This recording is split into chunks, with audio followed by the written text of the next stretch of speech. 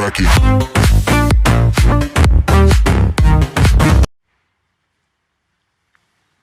When you hit that shot, you were jumping up and down in your little lair in the hot sun. Oh God. Halo Bray, balik lagi di Singkat Cerita. Bayangin nih, kalau di sekolah kalian ada guru matematika yang super seksi, dan ternyata guru seksi tersebut suka juga ke kalian dan ngajak kalian untuk mantep-mantep. Pastinya enak ya, hehehe. Tapi hal itu cuma ada di film-film. Nggak usah ngimpi, kalem. Nah, kayak film yang mau kita bahas kali ini, yang judulnya That's My Boy. Film ini dirilis pada tahun 2012 dan jadi salah satu film terbaiknya Adam Sandler pada waktu itu, yang nantinya bakal jadi tokoh utama dalam film ini. Tanpa banyak basa-basi, langsung aja kita bahas ceritanya. Film akan dibuka dengan menunjukkan tokoh utamanya, yaitu Donnie yang sedang berbincang dengan dua temannya. Donnie bilang kalau dia ini pengen punya pacar cewek seksi dan harus lebih tua darinya.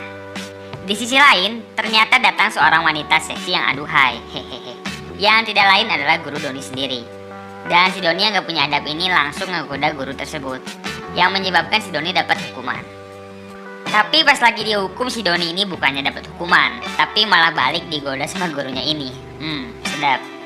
Dan si gurunya ini akhirnya ngajak si Donnie buat begituan, hehehe. Hari-hari pun akhirnya dilalui Donnie dengan terus berduaan sama gurunya ini, sampai akhirnya mereka ketahuan lagi begituan di sebuah acara sekolah. Nih, kalian dengar sendiri.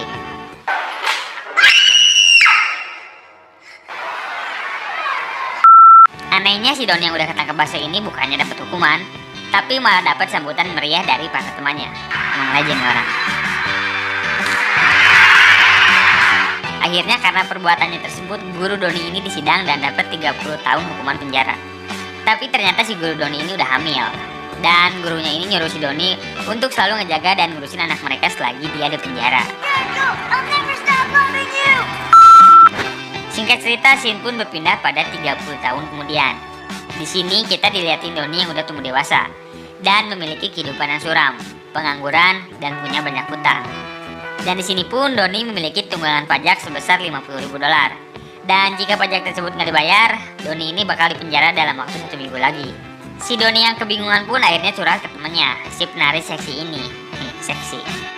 Di sini temannya Donnie bilang ke Donnie untuk coba minta uang ke anaknya yang sekarang udah tumbuh dewasa.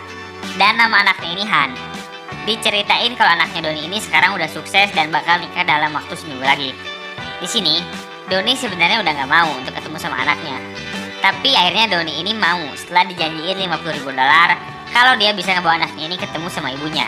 Ya nantinya kisah tersebut bakalan dijadiin sebuah acara TV show. Di sisi lain kita akan diliatin si Han alias anaknya Donnie sama gurunya tadi yang lagi makan bareng keluarga tunangannya. Nama tunangannya ini Jamie. Dan di sini ada ayah dan ibunya Jamie serta adiknya Jamie seorang tentara yang namanya Chad. Dan di sini si Han ternyata merubah namanya menjadi Todd karena ia malu dengan masa lalu ayah dan ibunya. Dan waktu lagi makan, tiba-tiba ada bel bunyi. Dan pas dicek, orang tersebut adalah Donnie. Setelah Donnie masuk, si Todd pun akhirnya kaget setengah mati. Si Todd akhirnya harus menjelasin ke keluarganya tentang siapa si Donnie ini. Tapi si Todd yang malu akhirnya bilang kalau Donnie ini cuma sahabat temannya aja. Setelah selesai makan, mereka pun masuk ke sebuah kamar. Di sini si Todd marah ke Donnie karena si Donnie ini adalah ayah yang buruk. Si Todd bahkan gak bisa naik sepeda karena perilaku bego ayahnya yang dulu kerjaannya cuma mabuk doang. Dan akhirnya si Donnie tiba-tiba bilang kalau alasan dia datang adalah untuk ngajak si Todd ini ketemu sama ibunya yang ada di penjara karena ibunya ini lagi sakit dan bentar lagi bakal meninggal. Jadi di sini si Donnie masih bohong tentang tujuan sebenarnya. Setelah sedikit cekcok, mereka pun akhirnya turun untuk menghadiri sebuah pesta. Dan secara mengejutkan di sini si Donnie berhasil menarik perhatian dari orang-orang yang hadir di sana. Setelah dapat perhatian, Donnie pun langsung ajak mereka buat main baseball. Tapi si Todd ini ternyata cupu dalam semua olahraga. Dan pas bolanya diarahin ke si Todd ini langsung tumbang. Malam harinya si Donnie lagi-lagi kumpul bareng cewek-cewek manja. Sedep nih Donnie. Dan pas si Donnie ini bangun, si Donnie nggak sengaja bikin kaget cewek-cewek di sana. Hehehe. Singkat cerita, si Donnie akhirnya masuk ke dalam rumah dan nggak sengaja ngeliat Todd yang lagi cekcok sama Jamie. Donnie akhirnya memutuskan untuk masuk ke kamar Todd dan sedikit menghibur anaknya ini dengan cara ya gelut-gelut manja. Si Chad alias adiknya Jamie yang nggak sengaja lihat hal tersebut pun langsung nantangin Todd buat bertarung. Sebenarnya si Chad ini dari awal selalu nggak seneng gitu sama Todd.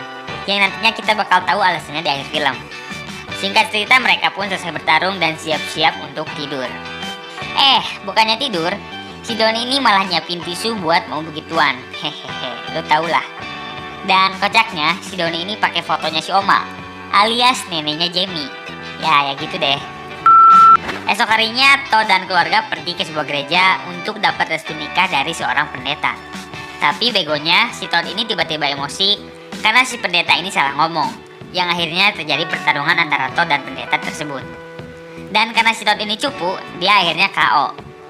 Setelah selesai, seluruh keluarga Jamie akhirnya emosi ke si Todd atas perbuatan begonya tersebut. Tapi di sini ternyata si Doni ini sedikit ngasih masukan ke keluarganya Jamie yang bikin mereka tersentuh.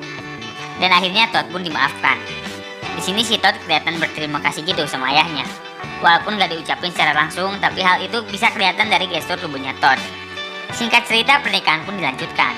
Dan kini mereka akan melangsungkan pesta bujang, alias pestanya cowok-cowok sebelum nikah. Tahu kan ya? Nah, di pesta bujang ini Doni ngebawa Todd dan keluarga ke klub langganannya. Mereka yang selama ini hidupnya selalu stres dengan pekerjaan dan masalah keluarga pun akhirnya bisa terbebaskan di pesta bujang ini. Mereka akhirnya minum-minum sampai bego. Setelah puas, mereka pun akhirnya pulang. Tapi di sini si Doni nahan Todd untuk nggak pulang dulu, biar mereka bisa ngeluangin waktu berdua sebagai ayah dan anak. Dan secara mengejutkan, mereka ternyata having a good time. Di sini benar-benar kelihatan kalau mereka ini saling sayang. Bahkan si Doni akhirnya ngajarin anaknya ini cara naik sepeda. Setelah sedikit berpesta, mereka pun akhirnya pulang.